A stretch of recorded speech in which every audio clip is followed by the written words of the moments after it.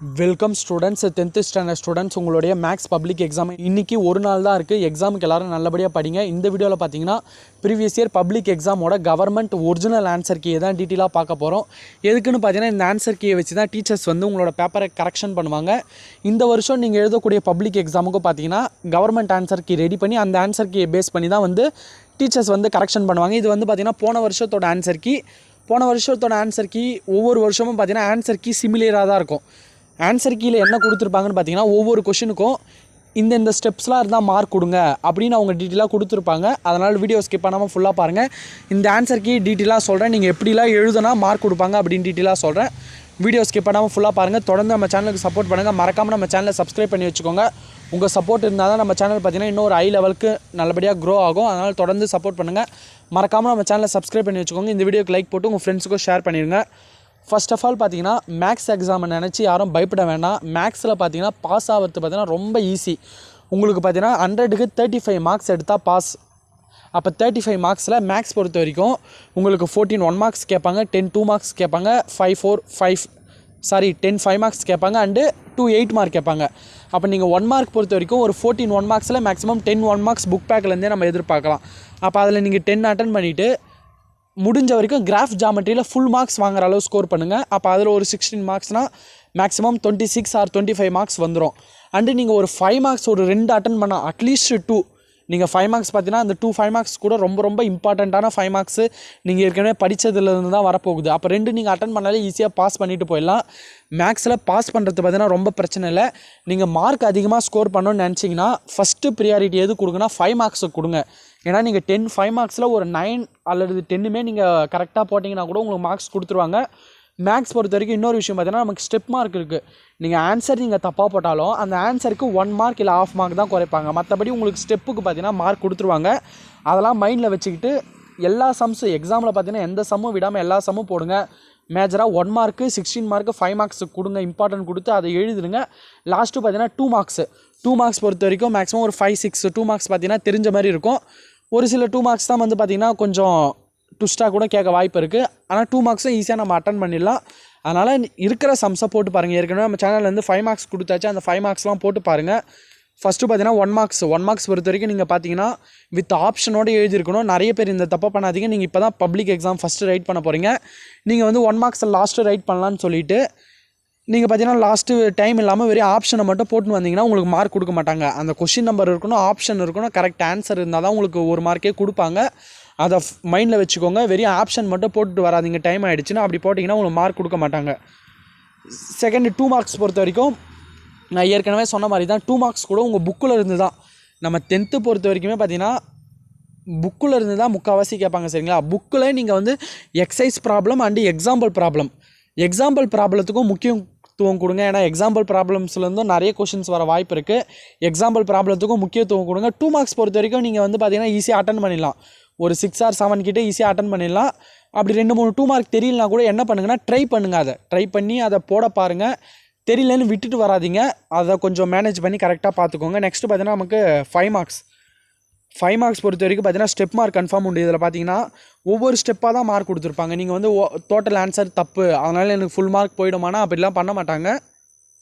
உங்களுக்கு ஸ்டெப்பு கரெக்டானதாக பார்த்தீங்கன்னா மேக்ஸிமம் ஒரு 4 or 3.5 மார்க்ஸ் கிட்ட கொடுத்துருவாங்க.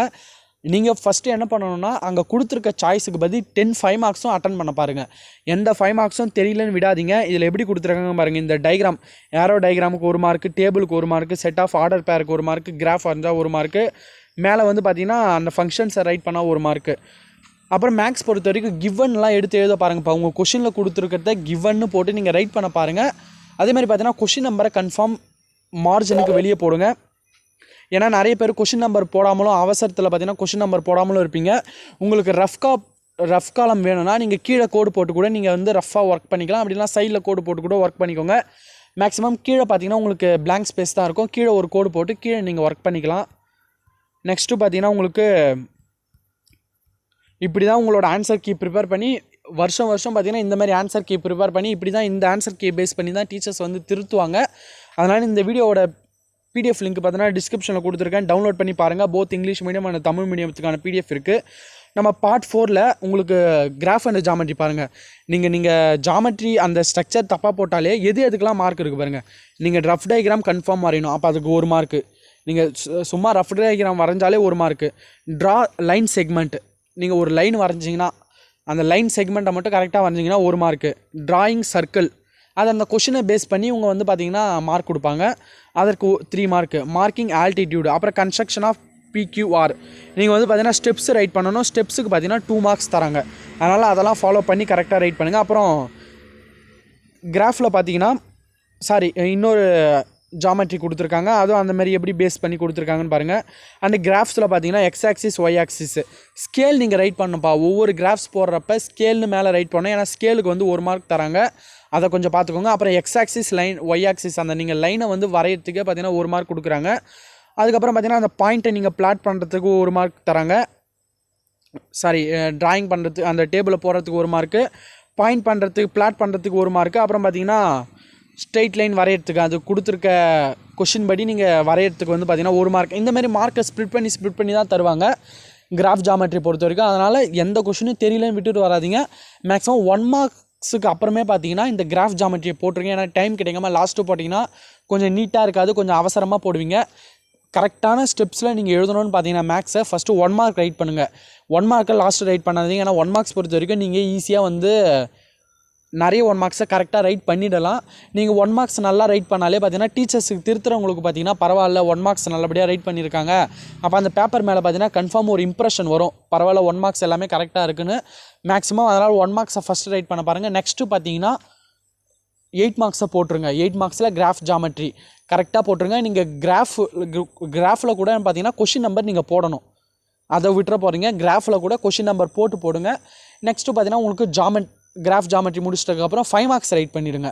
5 மார்க்ஸை நீங்கள் 5 மார்க்ஸ் முடிச்சிட்டிங்கன்னா அதுக்கப்புறம் 2 மார்க்ஸ் வந்து ரைட் பண்ணுங்கள். அப்படி ரைட் பண்ணிங்கன்னா பார்த்தீங்கன்னா உங்களுக்கு டைம் மேனேஜ்மெண்ட்டும் கரெக்டாக இருக்கும். லாஸ்ட்டு 2 மார்க்ஸ் பார்த்தீங்கன்னா நமக்கு சிம்பிளாக இருக்கிறதால நம்ம ஈஸியாக கூட போட்டு வந்துடலாம், ஸ்டெப்ஸ் போடாமல் கூட நம்ம 2 மார்க்ஸ் அளவு போட்டுடலாம். ஆனால் 5 மார்க்ஸ்லாம் பார்த்தீங்கன்னா நம்ம ஸ்டெப்பு போட்டால் தான் நமக்கு மார்க் கன்ஃபார்ம் இருக்கும். அதனால் ஃபஸ்ட்டு 5 மார்க்ஸ் ரைட் பண்ணிவிட்டு அப்புறம் 2 மார்க்ஸ் ரைட் பண்ணுங்கள். நான் சொன்ன விஷயத்தெல்லாம் ஃபாலோ பண்ணிக்கோங்க. இப்படி தான் உங்கள் ஆன்சர் கீ ரெடி பண்ணி மார்க்ஸ் தருவாங்க. அதனால் எக்ஸாமுக்கு பயப்படாமல் படிங்க. ஏன்னா ஏற்கனவே இங்கிலீஷ் தமிழ் எழுதிட்டீங்க, மேக்ஸ் பொறுத்த வரைக்கும் ஈஸியாக தான் கேட்பாங்க. அதனால் பயப்படாமல் எக்ஸாமுக்கு நல்லபடியாக படித்து நீங்கள் படித்ததெல்லாம் எழுதுங்க. நீங்கள் படிக்காதது தெரியலனா கூட அந்த கான்செப்ட் தெரிஞ்சால் அந்த கான்செப்டை வச்சாச்சு போட பாருங்கள். எந்த சமம் தெரியலன்னு விட்டுட்டு வராதிங்க, அதை கொஞ்சம் ஃபாலோ பண்ணி கரெக்டாக பார்த்துக்கோங்க. Okay students, thank you. தொடர்ந்து சப்போர்ட் பண்ணுங்கள். நெக்ஸ்ட் வீடியோவில் பார்த்தீங்கன்னா இம்பார்ட்டன்ட் கொஷின்ஸ் அண்டு கம்பல்சரி கொஷின்ஸ்லாம் எப்படி கேட்பாங்க, and question paper previous year public question பேப்பர்லாம் எப்படி கேட்டிருக்காங்க அப்படின்னு நம்ம டீட்டெயிலாக பார்க்கலாம். தொடர்ந்து சப்போர்ட் பண்ணுங்கள். தேங்க்யூ.